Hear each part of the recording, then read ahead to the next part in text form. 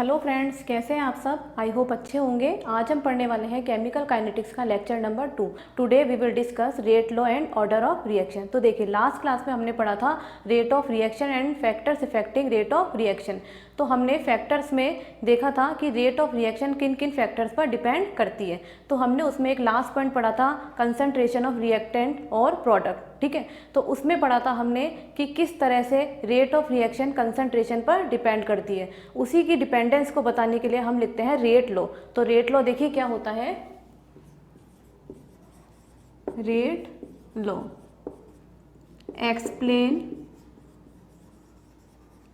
The dependence of rate of reaction on concentration of species in reaction। ठीक है, तो देखिए इसका क्या मतलब होता है कि जो डिफरेंट स्पीशीज रिएक्शन में प्रेजेंट है, मतलब कि रिएक्टेंट में या प्रोडक्ट में, ठीक है, तो उनकी कंसंट्रेशन को चेंज करने पर रेट ऑफ रिएक्शन में क्या चेंज होता है या रेट ऑफ रिएक्शन की स्पीड में कितना फर्क पड़ता है, उसको हम बताते हैं रेट लॉ से। तो देखिए इसकी जो डिपेंडेंस होती है, मतलब कि रेट ऑफ रिएक्शन की कंसंट्रेशन पर डिपेंडेंस जो होती है वो बहुत कॉम्प्लेक्स होती है, हम उसको ईजिली फाइंड आउट नहीं कर सकते। तो इसकी डिपेंडेंस को आइडेंटिफाई करने के लिए का केवल एक मेथड होता है, ओनली वन मेथड, और वो है एक्सपेरिमेंटल। एक्सपेरिमेंटल इसका क्या मतलब है कि हम लैब में इसको एक्सपेरिमेंट कर कर ही बता सकते हैं कि एक्सपेरिमेंट करते जाएंगे, उससे हम ये बता सकते हैं कि किसकी कंसंट्रेशन में कितना चेंज हो रहा है और उससे रेट ऑफ रिएक्शन पर क्या फ़र्क पड़ता है। तो ये क्या होता है, एक्सपेरिमेंटल होता है। इसको हम डायरेक्ट रिएक्शन को देखकर नहीं बता सकते। तो देखिए एग्जाम्पल लेते हैं।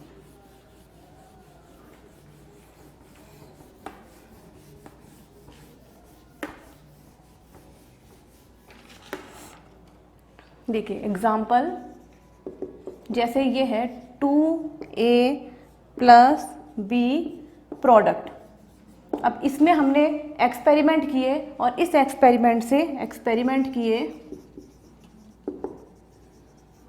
और इससे हमें पता चला कि कंसंट्रेशन ऑफ A को अगर डबल करते हैं तो रेट ऑफ रिएक्शन भी क्या होती है, डबल हो जाती है। तो देखिए क्या होता है, अगर कंसंट्रेशन को ए की कंसंट्रेशन को अगर डबल कर रहे हैं तो रेट ऑफ रिएक्शन भी क्या हो रही है, डबल हो रही है। तो इसका मतलब क्या हो जाएगा, rate of reaction is directly proportional to concentration of ए।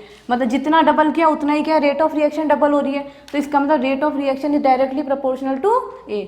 और यदि कंसंट्रेशन ऑफ बी को डबल करते हैं तो rate of reaction 4 time increase होती है। तो देखिए अगर डबल कर रहे हैं तो 4 टाइम इंक्रीज हो रही है। तो इसका मतलब क्या हो जाएगा, rate of reaction is directly proportional to, तो देखिए डबल करेंगे, इसमें डबल पर डबल हो रही है तो ए के प्रोपोर्शनल हो गई, डबल पर 4 टाइम हो रही है तो इसका मतलब कंसंट्रेशन ऑफ बी के स्क्वायर इसके प्रोपोर्शनल हो जाएगी। तो देखिए अब ये क्या होता है कि डबल करने पर 4 टाइम हुआ, डबल करने पर डबल हुआ। ये कैसे पता चलता है, एक्सपेरिमेंट से, कि जब हम एक्सपेरिमेंट करते हैं तभी पता चलता है कि किसकी कंसंट्रेशन में कितना चेंज होता है। तो देखिए इसके लिए हम कैसे लिख सकते हैं, rate of reaction is directly proportional to concentration of A concentration of B का स्क्वायर। तो इसको क्या लिख सकते हैं, rate of reaction is equal to के concentration of A concentration of B का स्क्वायर। तो देखिए यहां ये जो के है, ये के क्या है, रेट कांस्टेंट, और जो हमने ये इक्वेशन लिखी है इसी को हम बोलते हैं rate law expression. Rate law expression, ठीक है।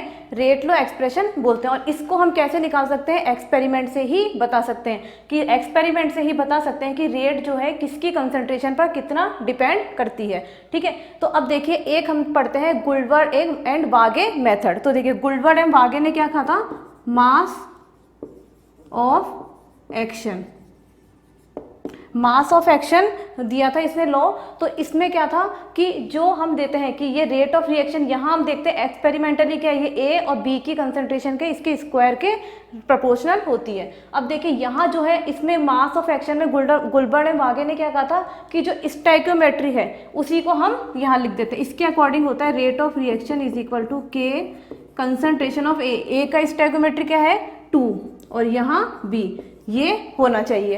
पर ये जो होता है हर रिएक्शन पर नहीं होता, ओनली कुछ रिएक्शन ही ऐसी होती है जिसमें गुल्डबर्ग एंड वागे मेथड फॉलो होता है, वरना ये मेथड किसी पर फॉलो नहीं होता।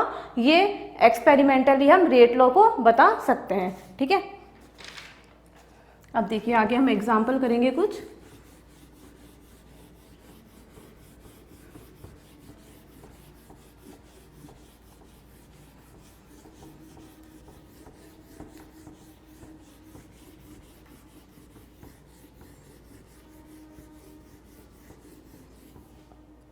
देखिए अब एक एग्जांपल हम लेते हैं, जैसे ये है 2a + b गिव्स प्रोडक्ट। अब इसके लिए अगर हमको एक्सपेरिमेंट किया और एक्सपेरिमेंट से हमने देखा कि जो रेट ऑफ रिएक्शन है वो डायरेक्टली प्रोपोर्शनल है कंसंट्रेशन ऑफ a की पावर x। ये x कुछ भी हो सकता है, 1 2 3 -1 0 कुछ भी। और rate of reaction is directly proportional to concentration of b की पावर y। ठीक है, तो अब इसके लिए अगर हमको रेट लॉ लिखना है तो रेट लॉ हम कैसे लिखेंगे, rate law is directly proportional to concentration of A की power x concentration of B की पावर y। तो इसको कैसे लिख सकते हैं, रेट इज इक्वल टू के कंसंट्रेशन ऑफ ए की power x concentration of B की पावर y। तो ये क्या हो गया, रेट लॉ एक्सप्रेशन। तो देखिए यहाँ पर ये a क्या है, कंसंट्रेशन ऑफ ए की कंसंट्रेशन है, ये क्या है, कंसंट्रेशन ऑफ बी। ठीक है, और यहाँ पर ये x और y देखते हैं, ये के x और y क्या है, x है order of reaction with respect to A. ठीक है, ये x और y यहाँ पर क्या होते हैं, ऑर्डर होते हैं। तो ये ऑर्डर a के रेस्पेक्ट में x क्या है, x क्या है, order of reaction with respect to a, और ये y क्या है, order of reaction with respect to b। ठीक है, और यहाँ ये k क्या होता है, रेट कांस्टेंट। और ये ऑर्डर है a और b, तो ऑर्डर है तो इनको हम कैसे लिख सकते हैं, ये क्या हो सकती है वैल्यू, नेगेटिव पॉजिटिव 0। ये भी क्या है, नेगेटिव पॉजिटिव और 0, ये कुछ भी हो सकती है। ठीक है, तो अब हम आगे देखते हैं कि ये रेट कांस्टेंट जो है के, ये क्या होता है।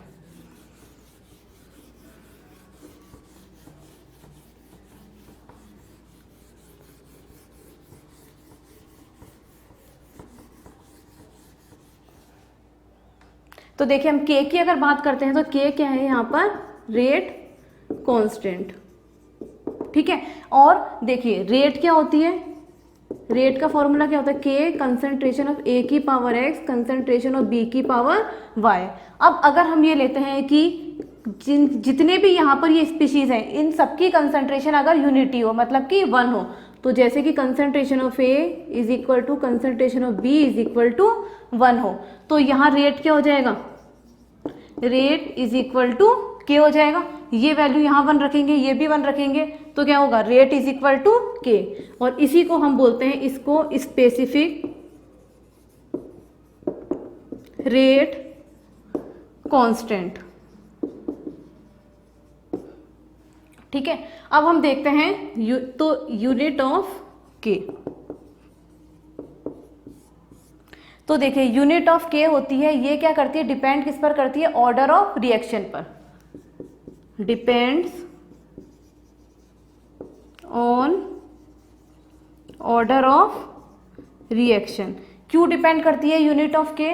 तो देखिए यहाँ हम देखते हैं ये क्या है, ये एक्स और वाई ये ऑर्डर है। अब इस रिएक्शन के लिए अगर हम टोटल जो देखते हैं ऑर्डर, मतलब टोटल ऑर्डर एन जो ऑर्डर जो होगी इसकी पूरे इसकी, यहाँ तो ये क्या था, एक्स जो है सिर्फ जो ए है इसका ऑर्डर है, वाई क्या है, बी का ऑर्डर है। अगर हम इस ओवरऑल ऑर्डर जो देखते हैं वो क्या होगा, n is equal to x plus y. ठीक है, तो यहाँ हम ऑर्डर की बात करते हैं तो देखिए यूनिट की बात करते हैं तो rate is directly proportional to concentration of A की पावर एन हो जाएगा। तो देखिए इसको क्या लिख सकते हैं, रेट इज इक्वल टू के कंसंट्रेशन ऑफ ए की पावर एन। ठीक है, अब के की अगर हमको यूनिट निकालनी है तो क्या होगा, rate upon concentration of A की पावर एन। तो देखिए यहाँ रेट की यूनिट आ जाएगी कंसंट्रेशन ऑफ ए की पावर एन, मतलब एन का मतलब ये किस पर डिपेंड करेगी, ऑर्डर, इसकी यूनिट ऑर्डर पर डिपेंड करती है। इसका मतलब क्या हुआ कि एन के हमारे पास 0 1 2 3 हो सकता है, इसका मतलब 0 1 2 3 एन तक भी आ सकता है। इसका क्या मतलब होता है एन का, देखिए कि जैसे अगर यहाँ पर हम 0 रखेंगे तो ये क्या हो जाएगी, इसकी यूनिट के की अलग हो जाएगी, तो इसका मतलब 0 ऑर्डर के लिए अलग हो गई, फर्स्ट रखेंगे 1 रखेंगे तो फर्स्ट ऑर्डर के लिए अलग हो जाएगी, सेकेंड ऑर्डर के लिए अलग हो जाएगी। तो देखिए जैसे अगर हम फर्स्ट ऑर्डर के लिए निकालते हैं,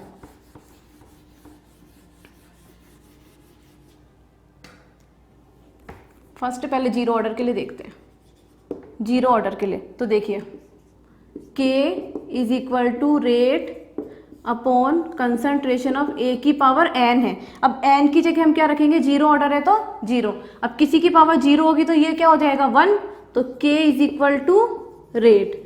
तो इसका मतलब क्या हो गया, जो यूनिट रेट की होती है वही यूनिट क्या होगी यहाँ पर के की होगी, किसमें, ओनली 0 ऑर्डर रिएक्शन में। तो रेट की यूनिट क्या होती है, मोल पर लीटर पर सेकंड, तो इसकी भी क्या हो जाएगी, मोल पर लीटर पर सेकंड। ठीक है, अब अगर इसी तरह से हम फर्स्ट ऑर्डर के लिए देखते हैं तो देखिए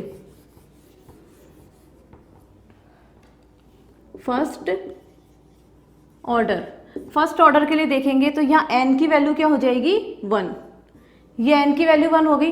इसका मतलब यहाँ क्या यूनिट रखेंगे, रेट की यूनिट क्या होती है, मोल पर लीटर पर सेकेंड, और ये क्या है, कंसंट्रेशन है, तो कंसंट्रेशन की यूनिट क्या होती है, मोल पर लीटर। तो मोल से मोल कैंसिल, पर लीटर से कैंसिल, तो k की यूनिट क्या हो जाएगी, सेकेंड इनवर्स। तो फर्स्ट ऑर्डर में k की यूनिट क्या होती है, सेकेंड इनवर्स। तो इसी तरह से हम सेकेंड ऑर्डर के लिए निकालेंगे।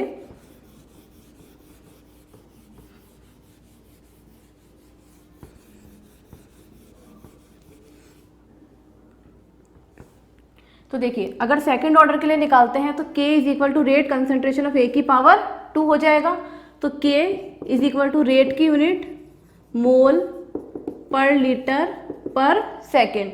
यहाँ क्या है, कंसंट्रेशन ऑफ a का स्क्वायर है, मतलब इसको हम लिख सकते हैं concentration of a into concentration of a। तो a की क्या होगी, a की कंसंट्रेशन की यूनिट मोल पर लीटर इंटू मोल पर लीटर। ठीक है, तो मोल से मोल कैंसिल, पर लीटर से पर लीटर कैंसिल, ये जाएगा। तो k की यूनिट क्या होगी, मोल इनवर्स, लीटर ऊपर गया तो लीटर और सेकंड इनवर्स, तो ये हो गई सेकंड ऑर्डर के लिए। इसी तरह से हम यहाँ पर 3 ऑर्डर 4 ऑर्डर n ऑर्डर तक के लिए यहाँ निकाल सकते हैं हम। ठीक है, इसके बाद हम देखते हैं question.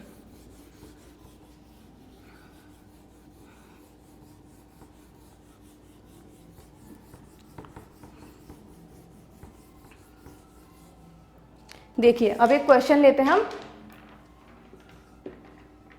2a plus 3b gives product order of reaction with respect to a is 2, order of reaction with respect to b is -1.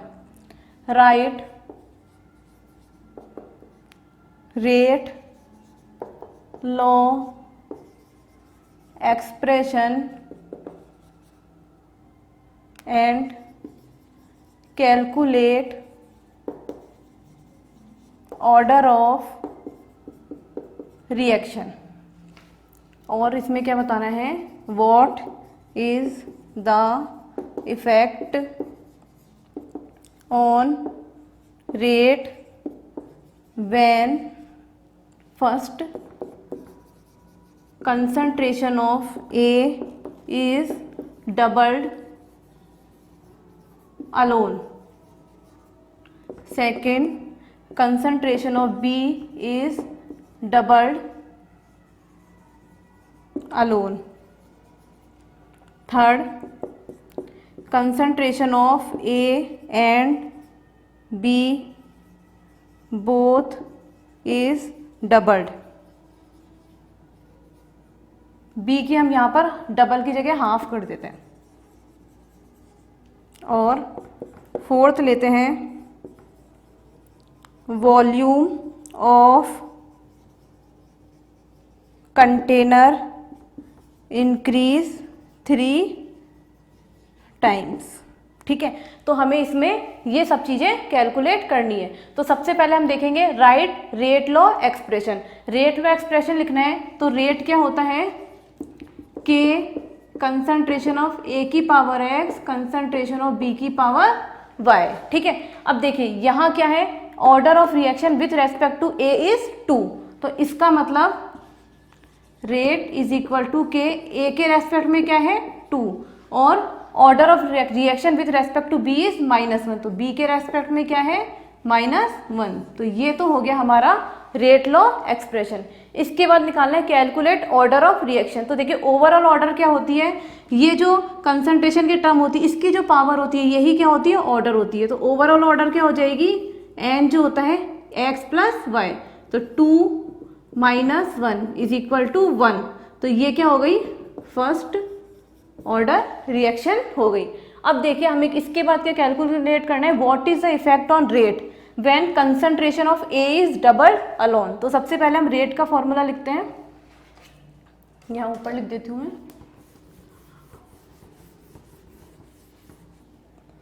Rate क्या थी, R इज इक्वल टू के ए स्क्वायर बी की पावर -1। अब क्या है, what is the effect on rate when concentration of A is doubled alone, मतलब क्या है सिर्फ ए की कंसंट्रेशन पर इफेक्ट पड़ा है, वो भी क्या हुआ है, कंसंट्रेशन ऑफ ए है वो डबल हो गई, मतलब आर डैश क्या हो जाएगा के 2a स्क्वायर, और ये क्या है इसमें चेंज हुआ है इसमें नहीं हुआ, तो इसको हम सेम लिख देंगे। तो यहाँ अगर हम करते हैं आर डैश बाय आर तो क्या हो जाएगा 2 स्क्वायर। ठीक है, इसका मतलब 4, तो are dash is equal to क्या हो गया 4r, तो इसका मतलब रेट क्या हो गई 4 टाइम इंक्रीज होती है। तो rate r dash is equal to 4 है, तो इसका मतलब रेट इंक्रीज 4 टाइम। ठीक है, इसी तरह से हम इसका सेकंड पार्ट निकाल सकते हैं। सेकंड पार्ट में क्या है, concentration of B is halved alone, मतलब सिर्फ क्या है बी की कंसंट्रेशन पर इफेक्ट पड़ा है। तो इसको कैसे लिखेंगे, ये इसको हटाती हूँ। देखिए अगर हम करते हैं r dash is equal to k, ये सेम रहेगा, और इसकी कंसंट्रेशन में चेंज हुआ है, ये कितना हुआ है हाफ, इसका मतलब b बाय 2 - 1। तो इसको क्या लिख सकते हैं, r dash by r is equal to क्या हो जाएगा, ये 2 अपॉन, इसको अगर लिखेंगे यहाँ से ये कैंसिल ये कैंसिल, इसको लिखेंगे तो ये क्या हो जाएगा 1/2 और ये -1, तो इसको क्या लिख सकते हैं r dash by r is equal to 2। तो देखिए ये क्या हो जाएगा r dash is equal to 2r, इसका मतलब रेट कितना इंक्रीज हो रही है 2 टाइम्स, रेट इंक्रीज 2 टाइम्स। ठीक है, इसी तरह से हम निकाल सकते हैं concentration A and B both is double. तो देखिए इसको कैसे निकालेंगे,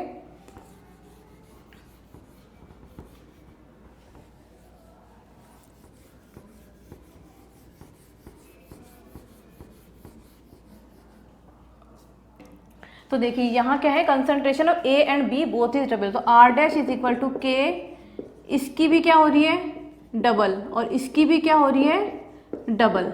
ठीक है, ये हो गया।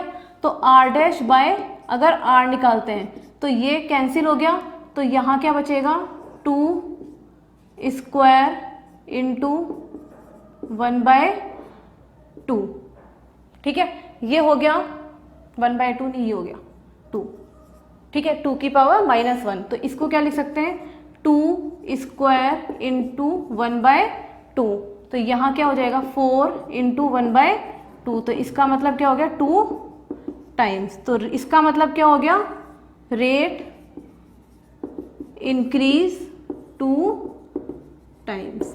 ठीक है, अब देखिए इसके बाद लास्ट हम देखते हैं volume of container increase 3 times. तो देखिए इसका क्या मतलब होता है कि वॉल्यूम जो है कंसंट्रेशन के पर डिपेंड करता है। तो इसके लिए हम क्या देखते हैं कि मोलरिटी टर्म्स को हम लेते हैं। मोलरिटी क्या होती है, कंसंट्रेशन ही होती है, और कंसंट्रेशन क्या होगा moles of solute upon volume of solution. तो इसका मतलब हम देखते हैं कंसंट्रेशन जो होगा, जो concentration is inversely proportional to क्या होता है वॉल्यूम। तो इसका मतलब क्या होगा वॉल्यूम जितना ज़्यादा बढ़ेगा कंसंट्रेशन उसकी उतनी ही कम होगी। तो देखिए इसमें क्या कह रहे हैं volume of container increase 3 time. तो वॉल्यूम अगर इंक्रीज हो रहा है इसका मतलब कंसंट्रेशन उतनी ही क्या होगी कम होगी। तो ठीक है, तो इसको हम कैसे लिख सकते हैं देखो,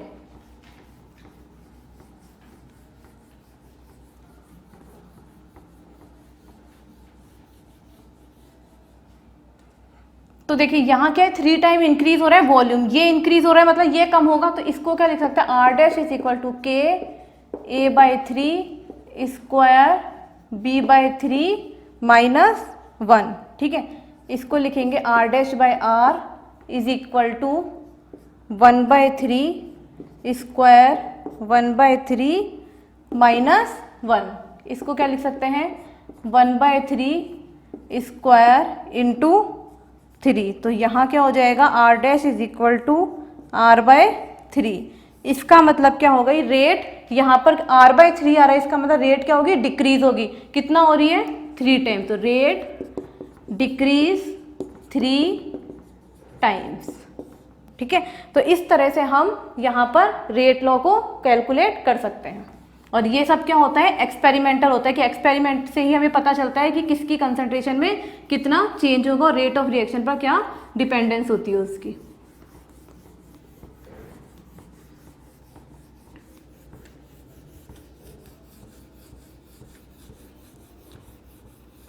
अब देखिए इसके बाद हम इसके कुछ पॉइंट्स पढ़ते हैं। तो देखिए सम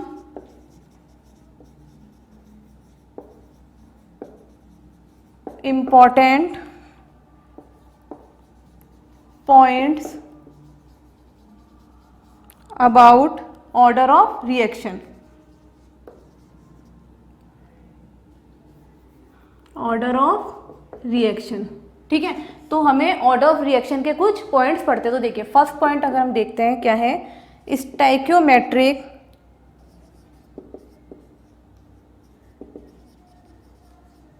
स्टोइकियोमेट्रिक कोफिशिएंट हैव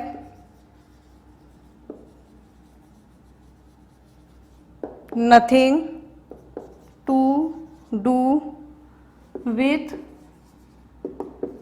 ऑर्डर। तो देखिए इसका क्या मतलब है कि यहाँ पर हम क्या है इसको एक्सपेरिमेंटल होता है, स्टोइकियोमेट्रिक को हम यहाँ पर नहीं लेते। कुछ रिएक्शंस में ही होता है कि हम डायरेक्ट स्टोइकियोमेट्री ही ऑर्डर होती है और वो भी सिंगल स्टेप वाली जो होती है उन्हीं में ही होता है, बाकी ये क्या होता है कॉम्प्लेक्स होता है। तो यहाँ पर हम स्टोइकियोमेट्रिक को नहीं लेते। जैसे example 2N2O5 4NO2 plus O2। तो देखिए यहाँ पर जो है रेट ऑफ रिएक्शन जो होता है वो होता है KN2O5। ठीक है, तो देखिए यहाँ पर क्या है ये KN2O5 है, इसका मतलब इसका ऑर्डर क्या है 1 है। पर अगर हम स्टोइकियोमेट्री को काम में लेते तो यहाँ क्या आता 2 होता। तो इसका मतलब ये क्या हो गया एक्सपेरिमेंटल होता है, यहाँ पर गुल्बर एंड वागे रूल नहीं लगता है। सेकंड पॉइंट देखो in rate law concentration terms of product can be present।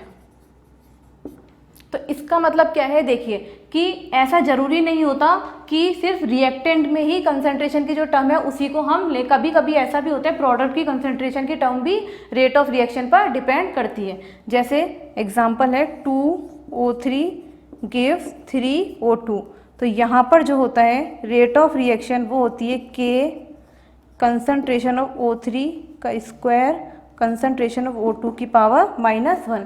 तो देखिए कुछ रिएक्शन में क्या होता है, देखिए यहाँ O2 जो है रिएक्टेंट पर भी डिपेंड कर रही है और प्रोडक्ट की कंसंट्रेशन पर भी डिपेंड कर रही है। इसके बाद नेक्स्ट पॉइंट देखते हैं हम।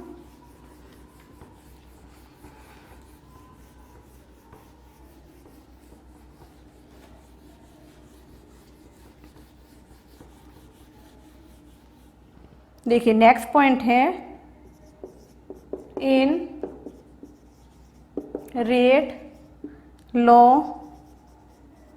concentration terms of some reactant may be absent। तो देखिए इसका क्या मतलब है कि कोई भी जैसे रिएक्शन है उसमें ऐसा ज़रूरी नहीं है कि जितने भी रिएक्टेंट के मॉलिक्यूल हैं उन सबकी कंसंट्रेशन पर रेट डिपेंड करे। हो सकता है कि एक पर कर रही है, हो सकता है एक पर, दो पर कर रही है, किसी पर, इस तरह से होते हैं। जैसे एग्जांपल देखिए कि जैसे NO2 plus CO gives NO plus CO2, तो यहाँ जो रेट ऑफ रिएक्शन होता है वो होता है K NO2 का स्क्वायर। तो देखिए यहाँ पर क्या है, सिर्फ NO2 पर ही रेट डिपेंड कर रही है, CO पर डिपेंड नहीं कर रही है।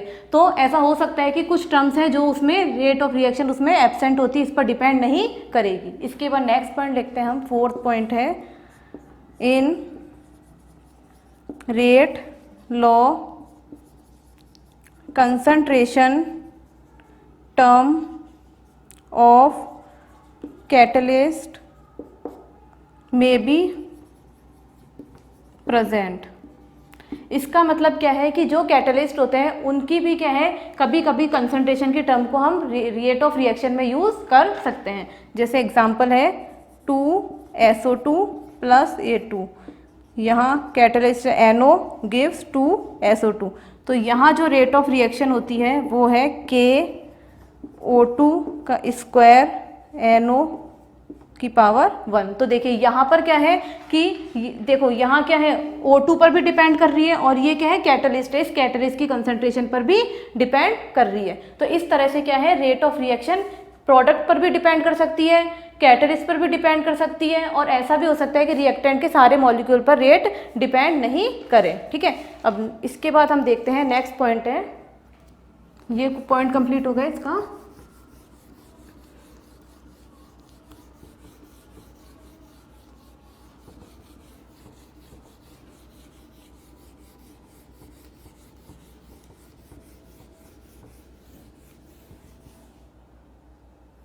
तो देखिए इसके बाद हम देखते हैं नेक्स्ट टॉपिक, सिंपल या एलिमेंट्री रिएक्शन। सिंपल या एलिमेंट्री सिंगल स्टेप रिएक्शन। तो देखिए इसमें क्या होता है कि हमारे पास टू टाइप्स की रिएक्शन होती है, एक होती है कॉम्प्लेक्स रिएक्शन और एक होती है सिंपल या एलिमेंट्री रिएक्शन। इसका मतलब क्या होता है सिंपल और एलिमेंट्री रिएक्शन का, कि ये सिर्फ होती है सिंगल स्टेप में होती है, एक स्टेप में कंप्लीट हो जाती है। और कॉम्प्लेक्स रिएक्शन होती है वो क्या होती है कि एक स्टेप में नहीं होती है, उसमें क्या होता है मोर देन वन स्टेप होते हैं। ठीक है, तो देखिए जैसे एग्जाम्पल हम लेते हैं 2x plus 3y gives 4z। तो देखिए ये क्या है, सिंगल स्टेप में हो रही है। अगर हम इसको मानते हैं कि ये क्या है सिंगल स्टेप रिएक्शन है, मतलब कि एलिमेंट्री रिएक्शन है, तो इसके लिए जो रेट ऑफ रिएक्शन होगा वो क्या हो जाएगा K। और तो सिंगल स्टेप में जो होता है ये जो स्टोइकियोमेट्री है उसी को हम ऑर्डर ले सकते हैं, जैसे कंसंट्रेशन ऑफ x की पावर 2 कंसंट्रेशन ऑफ y की पावर 3। तो इसका मतलब क्या हो गया कि गुल्बर एंड वागे रूल जो होता है, law of mass action rule, वो किस पे लगता है, सिर्फ एलिमेंट्री या सिंगल स्टेप रिएक्शन पर ही फॉलो होता है और कॉम्प्लेक्स रिएक्शन पर वो फॉलो नहीं होता है। तो देखिए जैसे ये है, नेक्स्ट है H2 plus I2 gives 2H2। तो अगर ये भी हम ये मानते हैं कि सिंगल स्टेप रिएक्शन है तो यहाँ क्या होगा, rate of reaction is equal to K concentration of H2, concentration of I2, ठीक है। और एक ही एग्जांपल लेते हैं, H2 plus Cl2 gives 2HCl। तो H2 plus Cl2 gives 2HCl, ये जो रिएक्शन है ये क्या है, कॉम्प्लेक्स रिएक्शन होती है। इसके बाद हम पढ़ते हैं इनिशियल रेट मेथड, ठीक है। तो देखिए initial rate method to determine order of reaction. तो देखिए इनिशियल रेट मेथड क्या होता है, इसको हम एक एग्जांपल से समझते हैं। तो एग्जांपल हम लेते हैं 3A plus 2B gives product. अब यहाँ हम लेते हैं इनिशियल कंसंट्रेशन ऑफ A, ये होगी मोल पर लीटर में। तो क्या है 0.1, 0.1, 0.2। Initial concentration of B 0.1, 0.2, 0.1। Initial rate of reaction, ये भी क्या होगा, ये है मोल पर लीटर, मोल पर लीटर पर सेकेंड। ये हो गया 2 into 10 to the power minus 3, 1 into 10 to the power minus 3, 4 into 10 to the power minus 3, ठीक है। इसके लिए हमको निकालना है, कैलकुलेट करना है rate low, order of reaction और रेट कांस्टेंट, ठीक है। तो अब देखिए सबसे पहले हम इसमें देखते हैं कि इसका हम सबसे पहले इसका मेथड देखते हैं कि जिसका एक्चुअल जो मेथड होता है उसको हम पहले कैलकुलेट करेंगे। तो देखिए सबसे पहले हम क्या लेते हैं कि देखो यहाँ पर कंसंट्रेशन ऑफ A 0.1 है, कंसंट्रेशन ऑफ B 0.1 है, तब रेट क्या है यहाँ पर 2 into 10 to the power minus 3। तो रेट को हम कैसे लिखते हैं, K कंसंट्रेशन ऑफ A की power X, concentration of B की पावर Y, ठीक है। अब अगर ये 0.1 है तो रेट क्या होगी हमारी 2 into 10 to the power minus 3, तब K कंसंट्रेशन ऑफ A क्या है 0.1 X और ये भी 0.1 Y, ठीक है।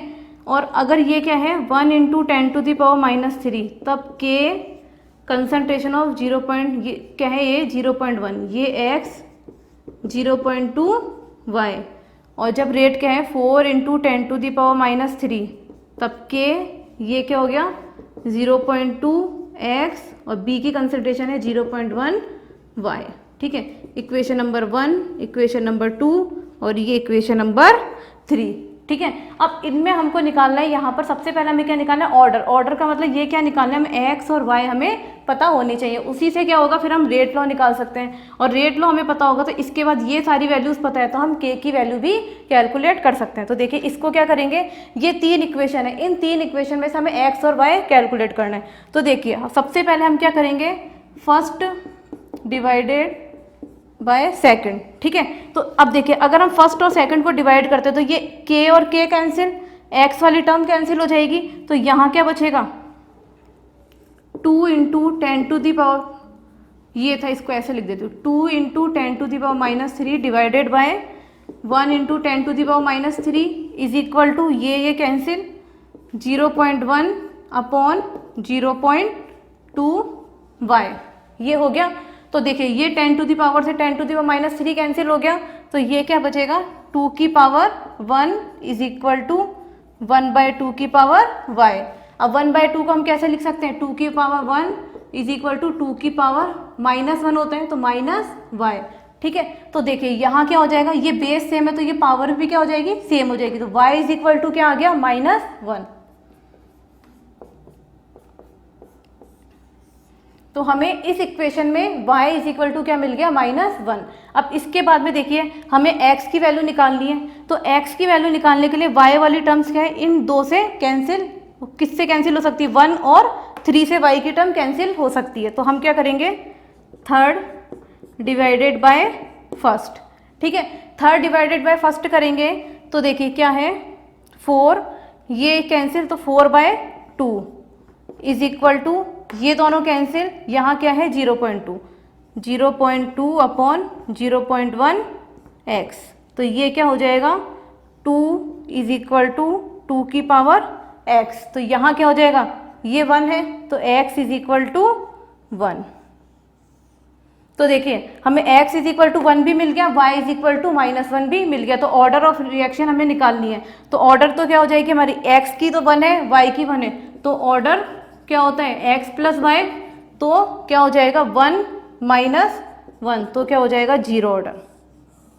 तो यहाँ पर ये क्या है 0 ऑर्डर रिएक्शन है। तो ऑर्डर ऑफ रिएक्शन हो गया। उसके बाद रेट लॉ हमें लिखना है। तो रेट लॉ क्या होता है, k कंसंट्रेशन ऑफ a की power x concentration of b की पावर y। तो x और y हमें पता हो गया, मतलब ऑर्डर हमें पता है, तो क्या कर सकते हैं,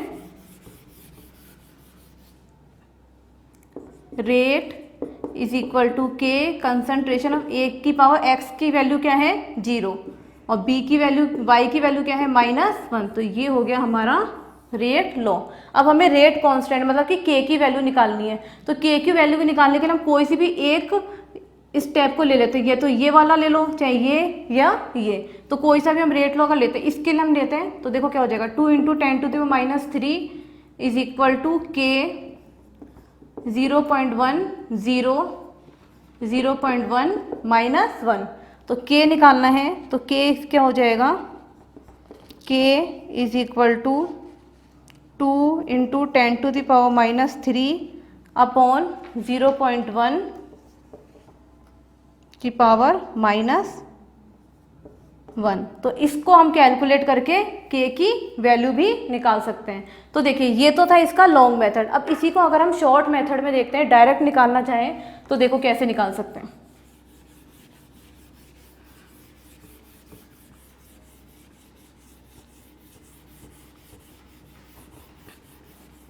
ये इसका लॉन्ग मेथड था। अब शॉर्ट मेथड देखो कि देखिए कंसंट्रेशन ऑफ ए है, ये भी 0.1 है, ये भी 0.1, किन्हीं भी दो को हम ले लेते हैं। तो देखिए यहाँ पर इन दोनों का डिफरेंस जो है, ये दोनों क्या है कांस्टेंट है, ये दोनों कांस्टेंट है। तो यहाँ देखिए बी की कंसंट्रेशन क्या हो रही है 1 से 2 हो रही है, मतलब कि बी की कंसंट्रेशन डबल हो रही है। तो रेट ऑफ रिएक्शन में क्या फर्क पड़ रहा है 2 से 1 हो रही है, मतलब कि हाफ हो रही है यहाँ पर। ठीक है, अब देखिए अगर हम इन दोनों को लेते हैं, बी की कंसंट्रेशन लेते हैं, बी की कंसंट्रेशन में ये 0.1 तो ये क्या हो रहा है कांस्टेंट है, ये कांस्टेंट है। उस टाइम पर 0.1 और ये 0.2, मतलब ये क्या हो रहा है डबल हो रहा है। ए की कंसंट्रेशन डबल हो रही है, तो उस टाइम पर अगर हमने 1 और 3 लिया है तो ये 2 और 4 ये भी क्या हो रहा है डबल हो रहा है। तो इसका मतलब देखो क्या है, बी ए की कंसंट्रेशन को जब डबल करते हैं तो रेट ऑफ रिएक्शन भी क्या हो रहा है डबल हो रहा है। ए की कंसंट्रेशन को डबल कर रहे हैं तो रेट ऑफ रिएक्शन डबल। इसका मतलब rate is directly proportional to concentration of A की पावर 1। ठीक है, अब देखिए अगर हम देखते हैं बी की कंसंट्रेशन की बात करते हैं, बी को देखते हैं, ये है कांस्टेंट। बी की कंसंट्रेशन को अगर डबल करते हैं तो रेट ऑफ रिएक्शन क्या हो रही है आधी हो रही है। बी की कंसंट्रेशन डबल करने पर रेट ऑफ रिएक्शन यहाँ क्या है आधी है। तो इसका मतलब rate is directly proportional to B की पावर -1। तो इस तरह से हम इसको डायरेक्ट भी कैलकुलेट कर सकते हैं। ठीक है, नेक्स्ट एग्जांपल हम लेते हैं।